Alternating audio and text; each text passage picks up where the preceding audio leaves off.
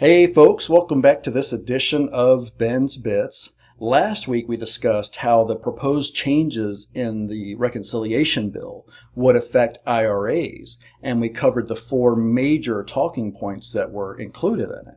And if you've not watched that video and you care about your Roth IRA, or perhaps about your kids, or know someone who uses private lending out of their IRA, or you or people you know do real estate deals or flips, or you or someone that you know does syndication deals out of their IRAs, or finally, anyone who wants a well-funded retirement account, especially those of you who are funding your children's education accounts or your HSAs, anything like that.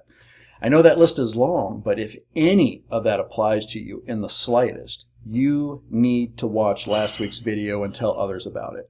We can't say how important it is that you do the very least amount of work and contact your Congress members and let them know that they need to remove those two sections out of the bill. And once again, those two sections are 138312 and section 138314. It's really important if retirement is a big deal to you, and if it's not, it should be. So this week we're continuing on last week's topic a bit and delving a little bit deeper into the issue that we're facing if one of those particular pieces of proposed legislation pass.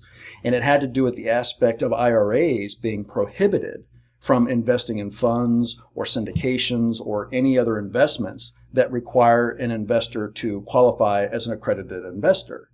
The particulars of being an accredited investor aren't really what's important, although in the grand scheme of things it is, but that's not the topic for this bit. A simple internet search will reveal what an accredited investor is and how it affects it.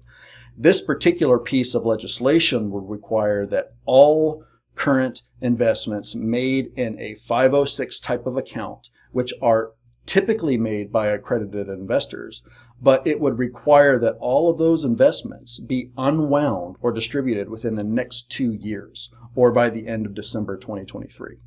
And this would create liquidity issues that would crash values in a monumental proportion, especially in the real estate sector. It's mind-boggling at this point what the theory behind it is, but nonetheless, it's what they're proposing, and it's where we're at right now. Think back to 2008 and what that looked like, and you'll get a sense of what the future could hold. It would be different, but especially how the real estate sector was affected by crashing at that point, but it would be similar in the future. And that's why it's extremely important for you to reach out to your congressmen and congresswomen and let them know this isn't really the direction that we want to go in. Just do your part, and we'll see how it shakes down. But that's it for this edition of Ben's Bits. And as always, thanks for watching, and we'll see you next time.